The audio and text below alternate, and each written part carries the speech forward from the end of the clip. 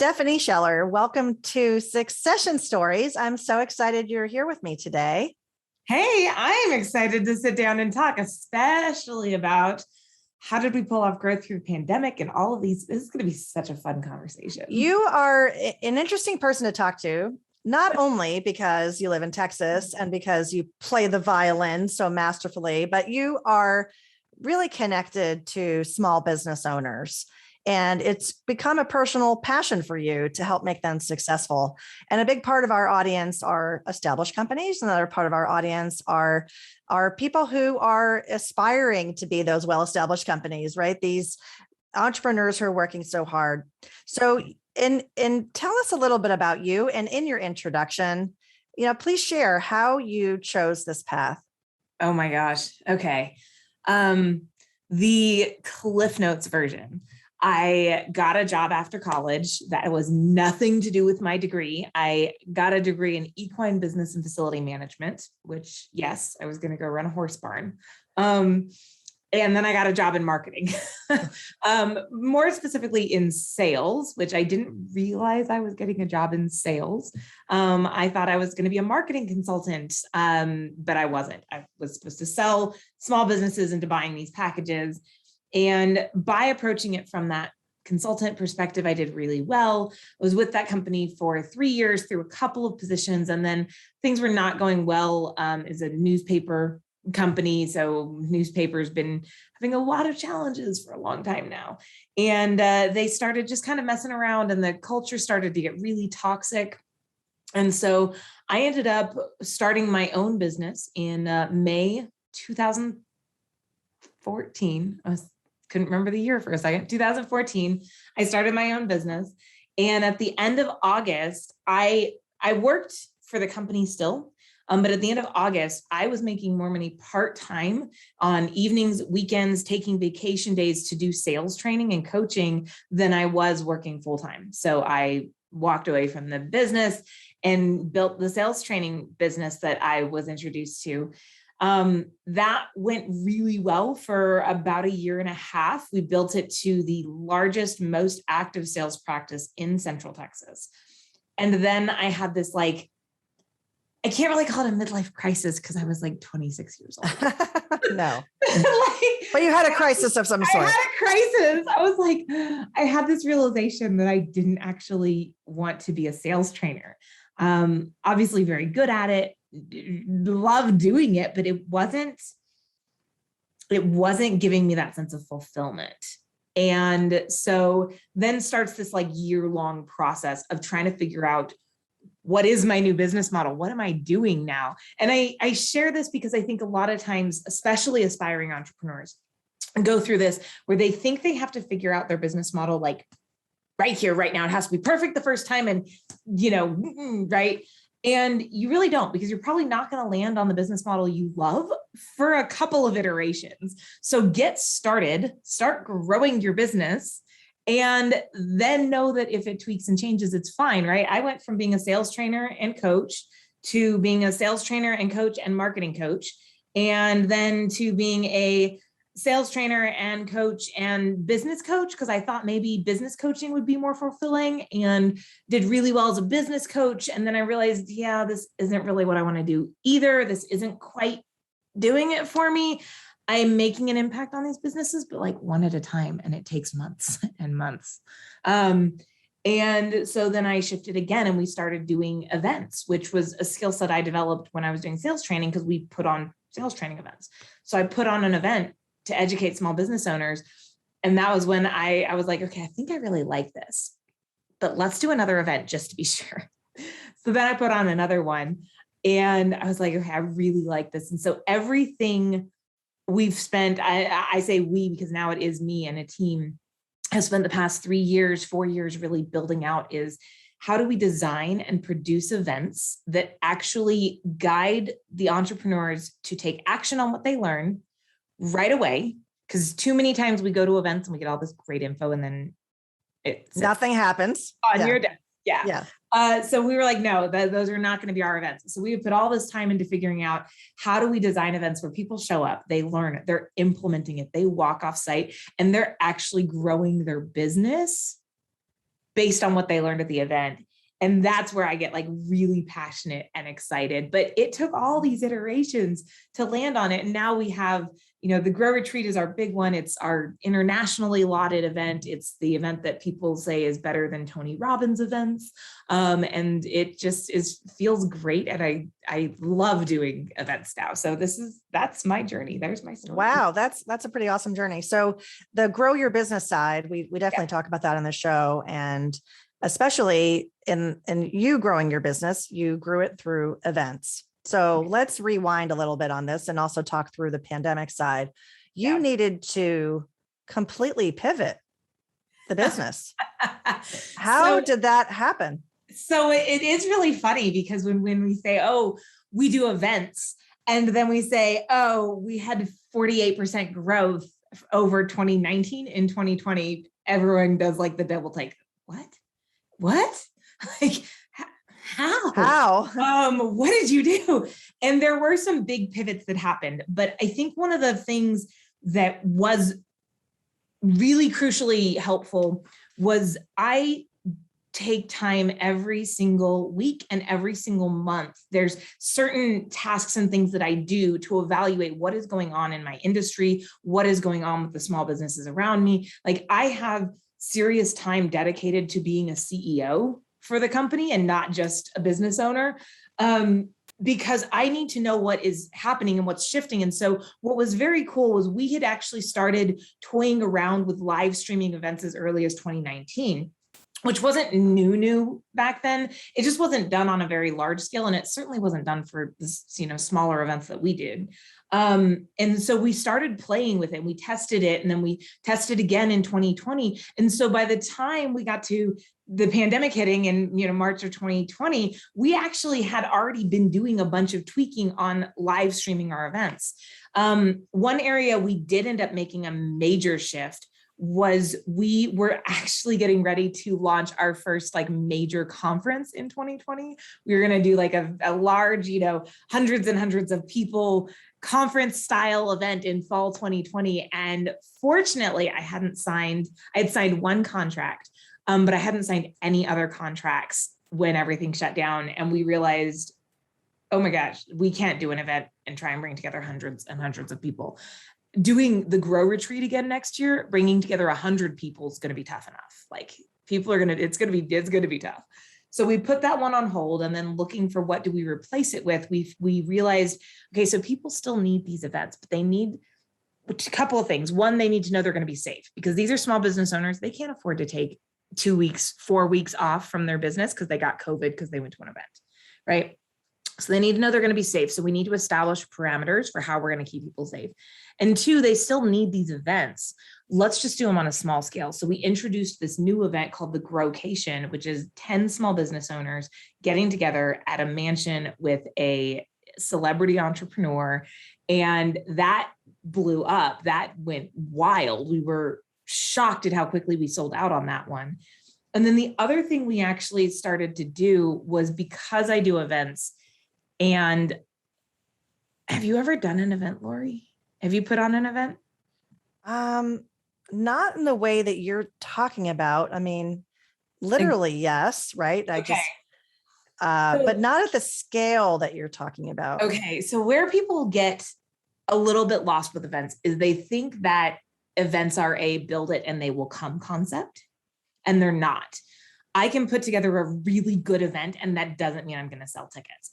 Right. So we were having to get really creative and effective with our marketing. So what happened was, in 2019, people started coming to me saying, hey, I see what you're doing with your marketing. Would you design a marketing plan for our business?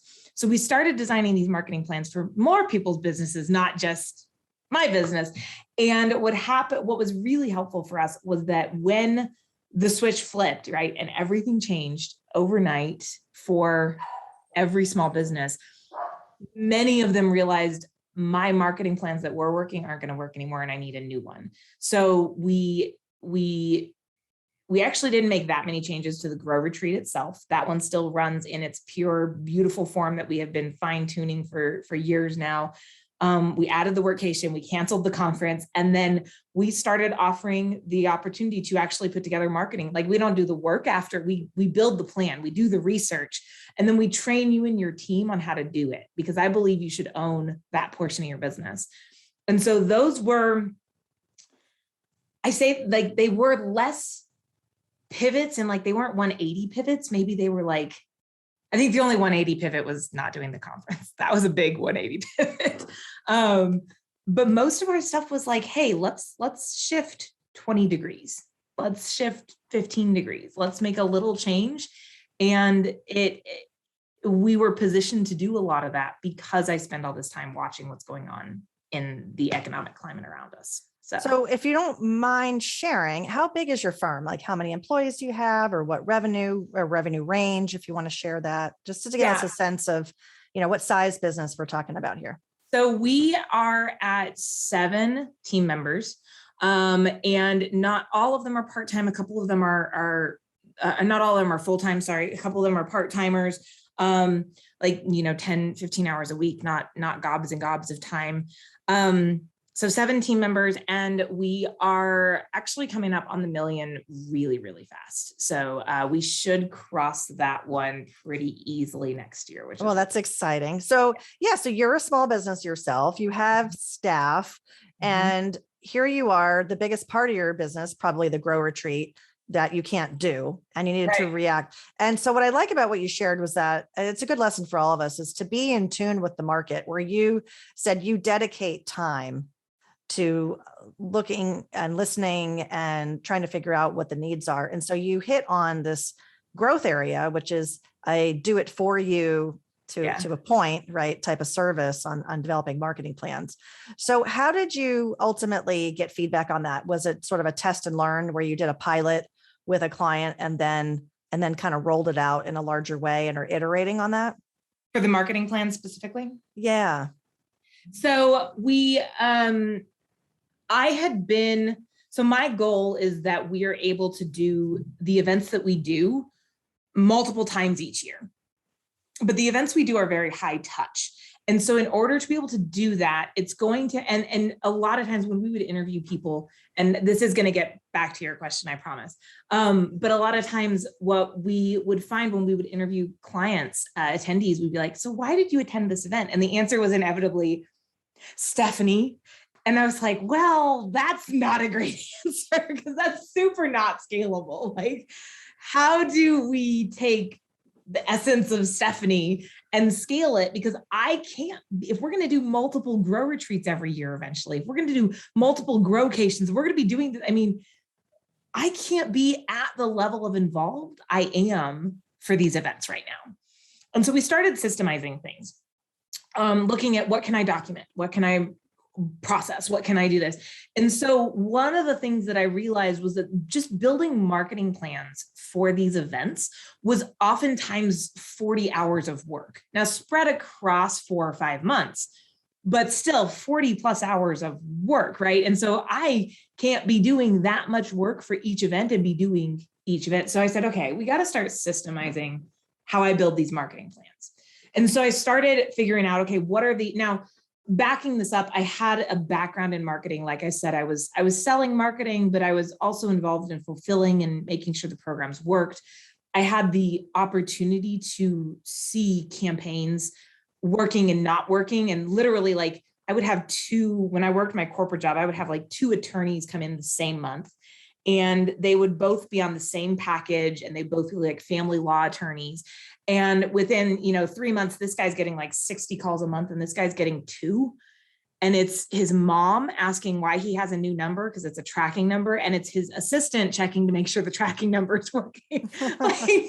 And so I'm sitting here going, what is the difference? 62, what is going on?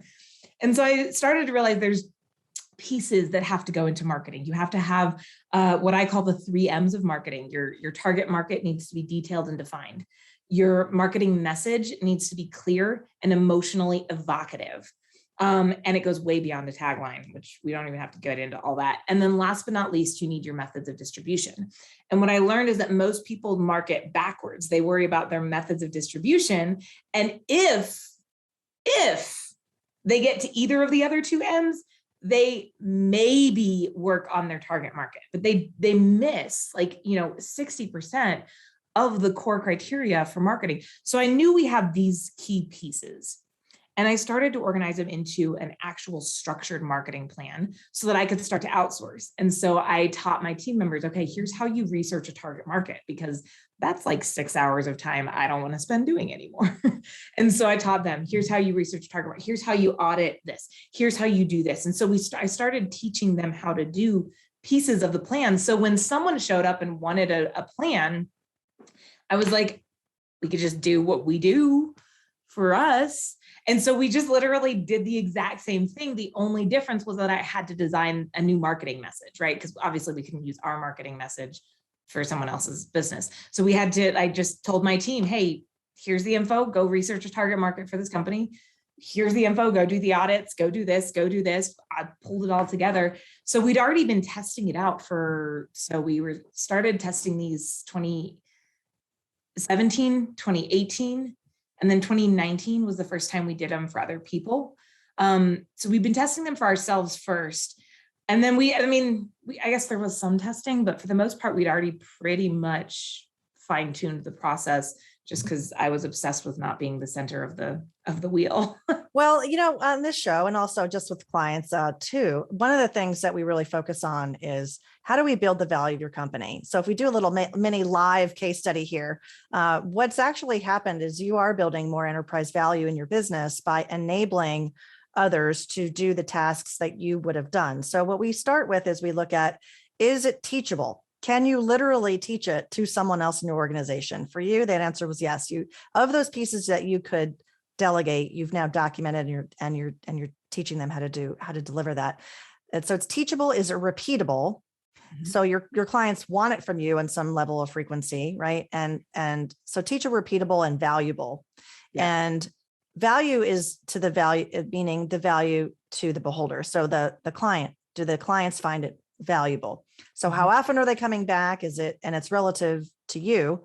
And if you put that in a grid and you kind of write things out on a 1 to 5, and you could even put some metrics on it of relative revenue or profitability, what we do in that exercise is shaping out what should you be doing as an organization, and what then you as the owner or you as the CEO should be doing or not be doing. And it could lead you down a path. You inherently did that, right? You decided how you were going to go about. Now, the pandemic may have forced that on you, but I guess in retrospect, that was probably something that's going to stick with your business. Do you think you're going to stay with that product line?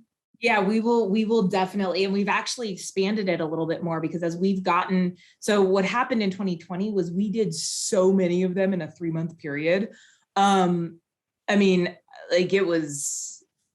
It was pretty wild and hairy there. I have worked really hard to cut back the amount of hours I work because I like having hobbies and being sane and having time to be the CEO. And I was working 100 hours a week for a few months trying to get all of these out because there was still so much of it that relied on me, and my team members were doing the same thing.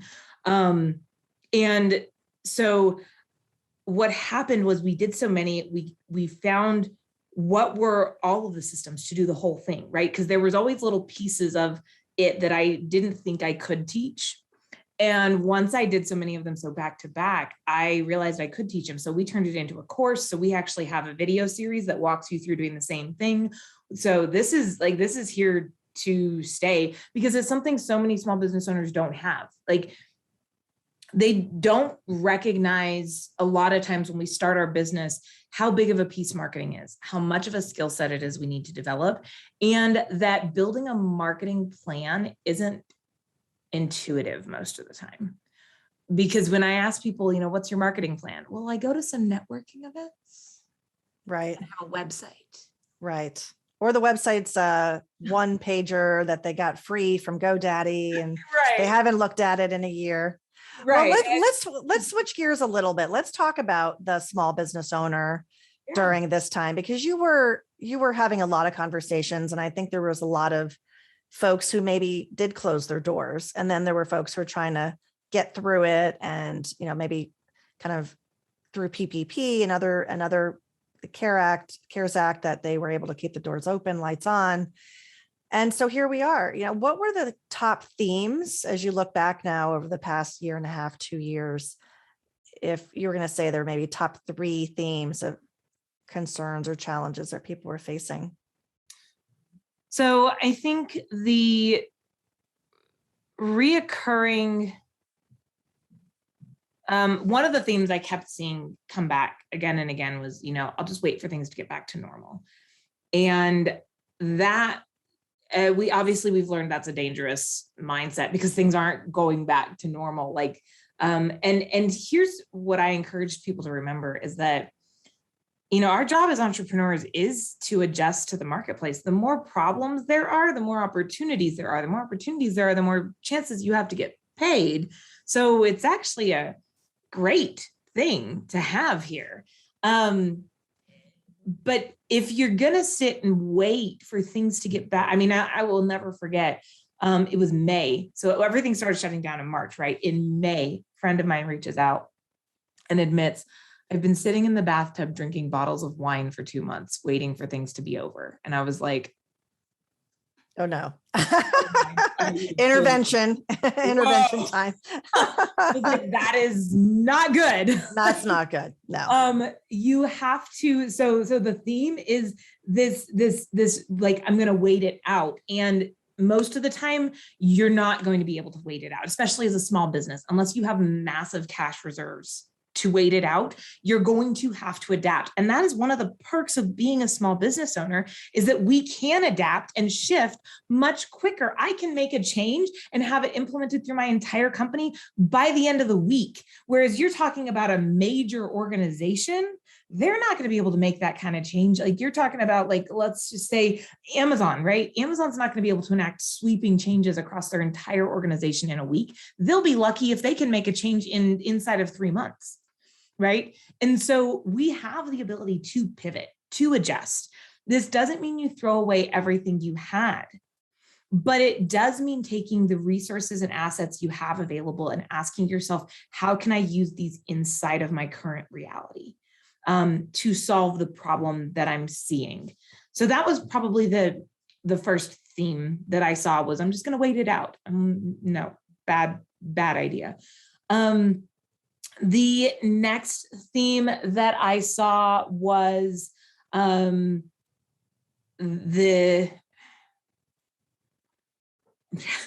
trying to think in terms of themes, like as I'm going through all these conversations. So the next theme that I saw was like increasing marketing. That is both a positive and a negative, which I know sounds strange to hear from a marketer, but yeah. People were pouring more money into their marketing budgets. And I think that is smart as long as you're pouring money smartly into your marketing budget, right? So if you're just taking or any of these, right, you're just taking money and going, well, I know we're going into a downturn, so I just need to like pour on the gas. You could just be increasing the amount of waste you have. So this is where it becomes important for small business owners to be evaluating the marketing they're doing, identifying what's not working and cutting the fat. I had someone ask me just a few weeks ago, they said, Stephanie, how much of your marketing budget do you expect to waste every year? Like get no return on? And I said, like maybe 2 or 3%. And they were like, well, that's just bunk. And I was like, why? They were like, because you have to test stuff and see if it's going to work. I was like, yes, but my tests are going to be on a small scale. I'm going to find ways to test marketing ideas that cost little to no money. And if they don't take off, I'll tweak it and adjust it and try again, right? And then I'll tweak it and adjust it and try again. And so I will spend a small amount of money finding the strategies that will work, and then I will pursue those strategies full out. But the challenge is you have to put time in there. And that's what small business owners don't have a lot of time. And so they just kind of do this, let me throw more money at it and hope the problem gets better. And right. It doesn't. It doesn't. So that's at least 2 of the themes. And I'm well, one of the things I like to say is hope is not a strategy, right? Right. So as we look into next year, this, what'd you call it? You call it the workcation? Yeah, the growcation. Growcation. Those sound interesting. Did vaccinations come into play? People had to show that they were vaccinated. So those were not something, we actually have like a 40-page handbook on COVID protocols for our events. When we built the handbook, it was in preparation for the Grow Retreat this year in 2021. And so interestingly enough, we did have the Grow Retreat in 2021. We had 75 people on site. We had 40 some odd people on the live stream. And so we didn't have vaccines when we built our handbook. So we have not done and played around with the vaccine thing. I will tell you, we've been talking about it. We've just landed on what we are going to do. Obviously, we're going to make adjustments coming up for the Grow Retreat.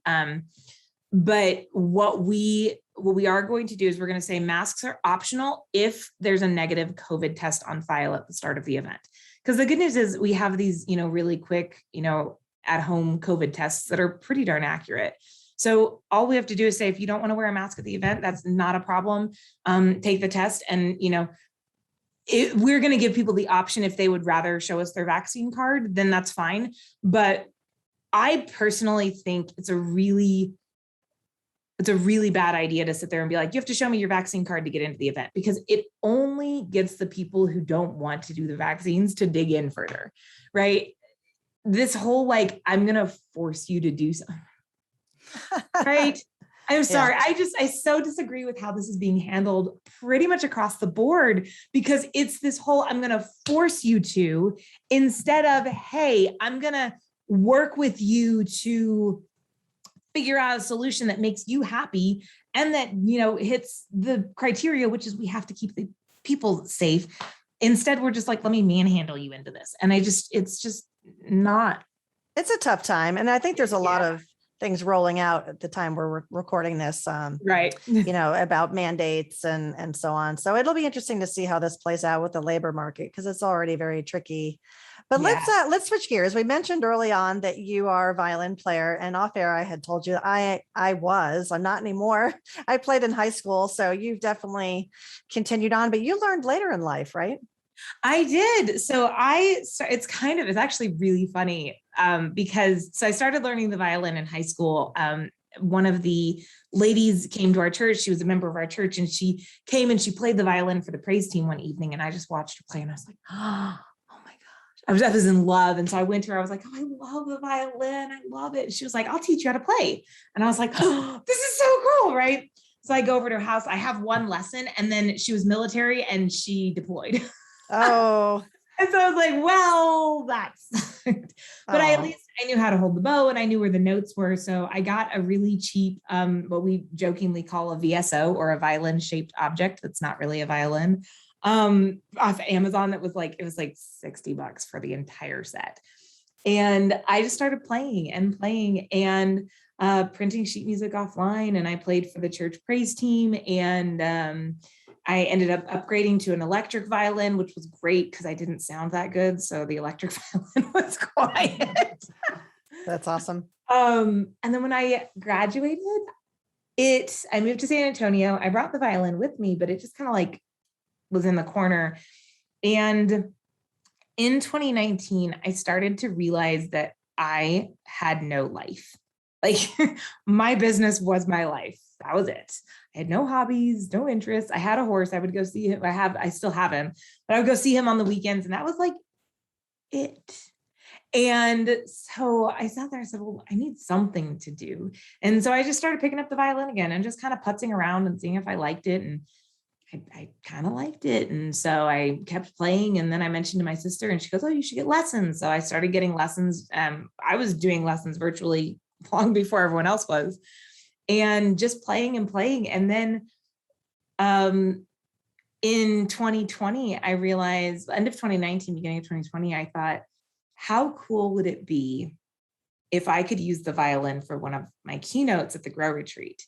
Because there's something very emotional and evocative about the violin. And what I've learned is that music creates this beautiful framework to discuss kind of these more nebulous concepts like leadership and psychology and even marketing sometimes makes more sense with a framework of music to put it together. And so that was when all of a sudden it started to shift. And so I had to laugh because I was like, I started playing the violin so I wouldn't have a life that was obsessed with my business. And then I just brought the violin into my business.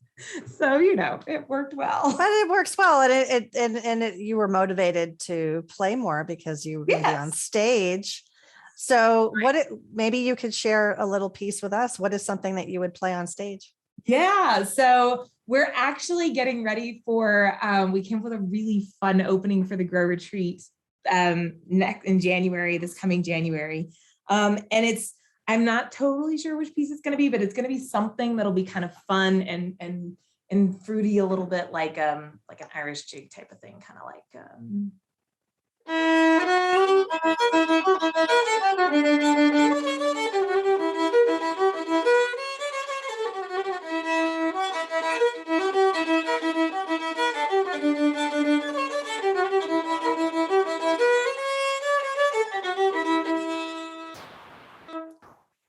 Awesome. Now are you going to expect everybody to stand up and dance? All right. So sneak peek, we kind of are. We're not going to make them dance. We've learned our audience doesn't dance. No. But we are going to get them involved. So they will. So our theme for the 2022 Grow Retreat is connect. So we are going to get them to connect with the music. They are going to get physically involved. We are not going to make them dance, but they are going to have to get physically involved. So I love it. So much fun. I love it. Well, your energy is boundless, and it sounds like you're really helping a lot of people get through some growth stages. And it's so important that people do have a path forward, and you're inspiring them for that. So thanks for sharing your story. Thanks for coming on the show. And if people want to get in touch with you, Stephanie, what's the best way that they can do that? Probably find me on social media. Pretty much all of my handles are Success Steph, but if you look up Stephanie Scheller and look for the chick with the violin and the curly hair, that's me. You can also go to my website. So my personal website is thestephaniescheller.com, like the one and only, the coolest, because, had to be. But it's thestephaniescheller.com. And then if you want to check out the events, you can go to Grow Disrupt, which is the name of the company, growdisrupt.com. So, you can find me on any of those places. And I love talking with people, clearly. So. Oh, thank you. All right. Thanks so much for being on the show, Stephanie. Thanks for having me, Laurie. This was a blast.